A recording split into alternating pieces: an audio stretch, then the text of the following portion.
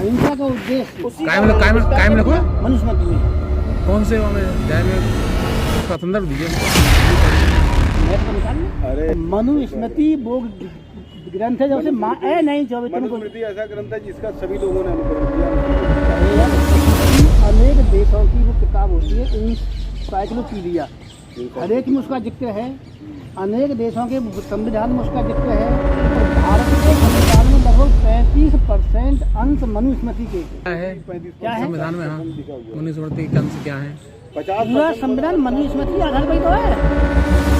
और सुन पहले मूर्ख आदमी अभी 35% कह रहे पूरा संविधान हो गया।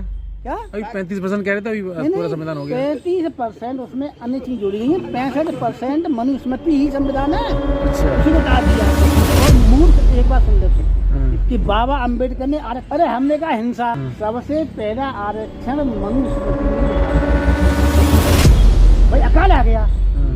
वो जन आप पर 18 बीघा जमीन है, 80 बीघा 500 की जमीन है, वो पर 1 बीघा आरक्षण की सबसे पहले मनुस्मृति में व्याख्या की गई है। अपने दोस्त की बात को हाँ करेगा। बाबा साहब ने कुछ नहीं किया आपके लिए। बाबा साहब ने क्या किया भाई? बाबा साहब ने क्या किया भाई? और आरक्षण वाला मुद्दा मनुस्मृति का अंश उतारा है उसमें। मनुस्मृति में साफ लिखा है कि अगर देश में अकाल आ जाए तो गरीबों की हेल्प किया जाए, उनको अलग से आरक्षण उस समय नहीं है सब। अरे उसके पहले उसमें और भी कुछ लिखा है।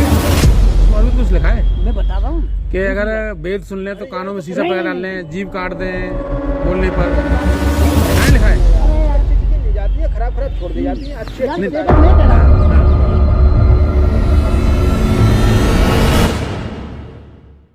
एक बात सोचो तो मूर्ख हो सबरे। मनुस्मृति भाई रख लो एक जगह, फर्क की दावत रख लो एक जगह। तो मनुस्मृति में जो आपको अच्छे अंश लगेंगे भाई उन्हें लोगे, और दावत में जो आपको अच्छे लगेंगे काजू पिस्ता अपनी प्लेट में उन्हें रखोगे।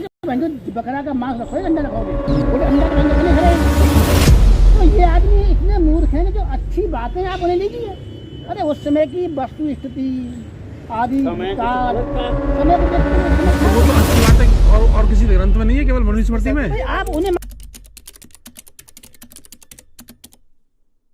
सोचिए, अगर किसी विदेशी धरती पर दुनिया की सबसे ताकतवर सुपर पावर अमेरिका में एक ऐसी घोषणा हो जाए जो भारत की धरती से जुड़े करोड़ों दिलों को छू ले, तो क्या होगा? सोचिए, अगर दुनिया के सबसे चर्चित और विवादित नेता डोनाल्ड ट्रंप अचानक से मंच पर खड़े होकर हमारे भारत के महानायक, हमारे संविधान निर्माता, हमारे पथ प्रदर्शक डॉक्टर भीमराव अंबेडकर जी के नाम का गुणगान कर दें, तो भारत में कैसा माहौल बनेगा? जी हां दोस्तों, हाल ही में ऐसा ही हुआ है। डोनाल्ड ट्रंप ने बाबा साहेब आंबेडकर जी पर एक ऐतिहासिक घोषणा की है, और इस घोषणा को सुनते ही न सिर्फ भारत बल्कि पूरी दुनिया में हलचल मच गई है। जानेंगे क्या है पूरी खबर, तो हमारी आपसे विनंती है, अगर आप चैनल पर नए हो तो चैनल को अभी के अभी सब्सक्राइब करो और वीडियो को भी लाइक कर दो और वीडियो अपने दोस्तों के साथ शेयर कर दो। और हाँ, अगर आप इस वीडियो को अंत तक नहीं देख सकते तो अभी वीडियो को छोड़ दे। तो चलिए वीडियो शुरू करते हैं। दोस्तों, बाबा साहेब आंबेडकर एक ऐसा नाम है जो हर देश में गर्व के साथ लिया जाता है। उनका जीवन सिर्फ भारत के लिए ही नहीं बल्कि पूरी दुनिया के लिए प्रेरणा है। बाबा साहेब आंबेडकर जी ने जिन परिस्थितियों में जन्म लिया था, जिस तरह के सामाजिक भेदभाव और अन्याय का सामना किया था, उस सब के बावजूद उन्होंने शिक्षा, ज्ञान और आत्मबल के सहारे वह ऊंचाई हासिल की जो आज तक कोई और नहीं कर पाया। यही कारण है कि बाबा साहेब का नाम जब भी लिया जाता है तो उसमें सम्मान, गर्व और श्रद्धा अपने आप जुड़ जाती है।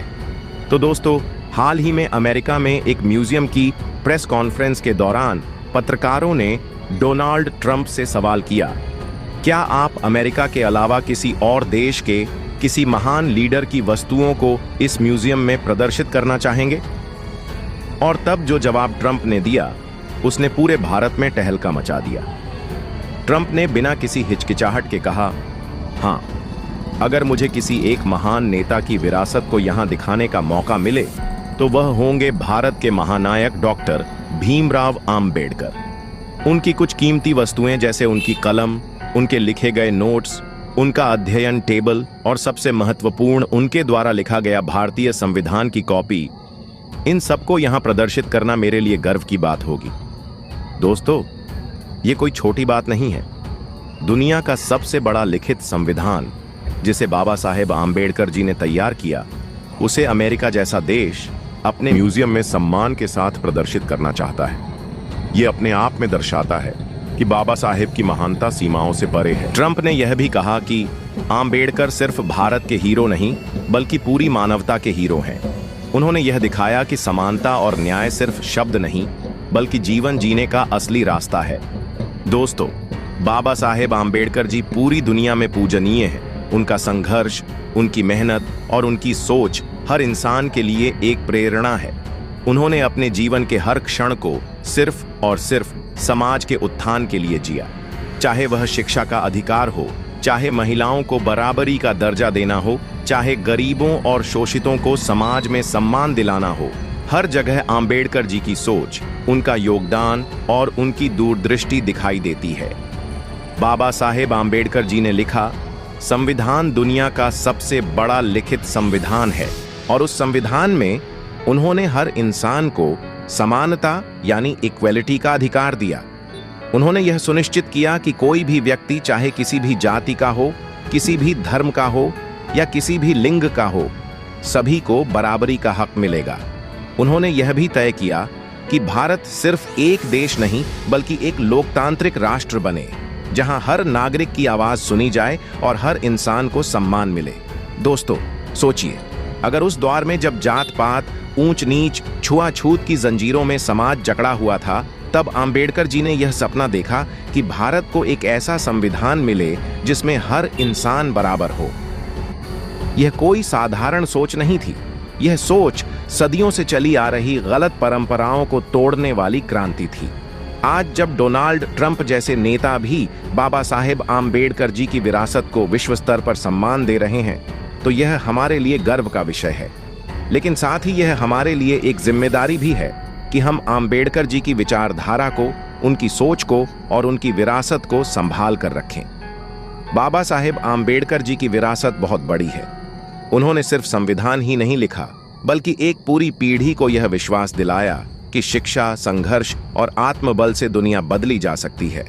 उन्होंने शोषितों और वंचितों को आवाज दी।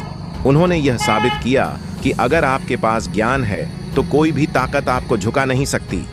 दोस्तों, आज जरूरत है कि हम बाबा साहेब आम्बेडकर जी की इस अमूल्य विरासत को सुरक्षित रखें और आने वाली पीढ़ियों तक पहुंचाएं। यह सिर्फ भारतवासियों की जिम्मेदारी नहीं है, बल्कि पूरी मानवता की जिम्मेदारी है, क्योंकि बाबा साहेब आम्बेडकर जी ने सिर्फ भारत के लिए नहीं बल्कि पूरी दुनिया के लिए काम किया है। अब बात करते हैं बाबा साहेब आम्बेडकर जी के भारतवासियों के लिए योगदान की। अगर हम गहराई से देखें तो भारत का लोकतंत्र, भारत का संविधान, भारत की आजादी के बाद की दिशा, यह सब बाबा साहेब आम्बेडकर जी की सोच से ही आकार लिया। अगर बाबा साहेब न होते तो आज भारत एक लोकतांत्रिक राष्ट्र नहीं होता। आज हमें जो अधिकार मिले हैं, जैसे बोलने की आजादी, धर्म की आजादी, शिक्षा का अधिकार, वोट देने का हक, यह सब बाबा साहेब आम्बेडकर जी की वजह से है। उन्होंने सिर्फ संविधान नहीं लिखा, बल्कि उस संविधान में यह भी सुनिश्चित किया कि कोई भी इंसान किसी दूसरे इंसान से छोटा बड़ा नहीं होगा। उन्होंने यह भी कहा था कि अगर हमें लोकतंत्र को बचाना है तो हमें हमेशा भाईचारे और समानता की राह पर चलना होगा। बाबा साहेब आम्बेडकर जी का योगदान इतना विशाल है कि उसे शब्दों में समेटना असंभव है।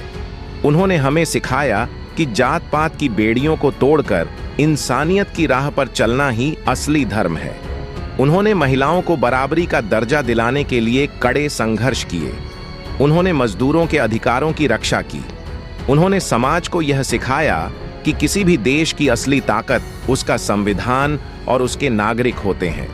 दोस्तों, डोनाल्ड ट्रंप की यह घोषणा भले ही अमेरिका से आई हो, लेकिन इसका असर भारत की गली गली में महसूस किया जा रहा है। लोग गर्व से कह रहे हैं कि हमारे बाबा साहेब की गूंज अब 7 समंदर पार भी सुनाई दे रही है। यह हमारे लिए गर्व का क्षण है, लेकिन साथ ही यह हमसे यह सवाल भी पूछता है कि क्या हम बाबा साहेब की विरासत को सही मायनों में संभाल रहे हैं। बाबा साहेब आम्बेडकर जी का भारतवासियों के लिए योगदान अमूल्य है। अगर आज हम स्वतंत्रता से सांस ले रहे हैं, अगर आज हम अपनी बात कह पा रहे हैं, अगर आज हम वोट डालकर अपनी सरकार चुन पा रहे हैं, तो इसके पीछे बाबा साहेब की ही सोच है। उन्होंने हमें सिर्फ संविधान ही नहीं दिया, बल्कि हमें जीने का असली हक दिया।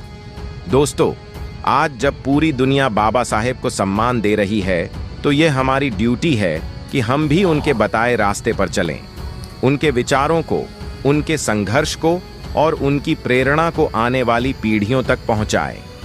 क्योंकि बाबा साहेब सिर्फ अतीत के महानायक नहीं, बल्कि भविष्य के भी मार्गदर्शक हैं।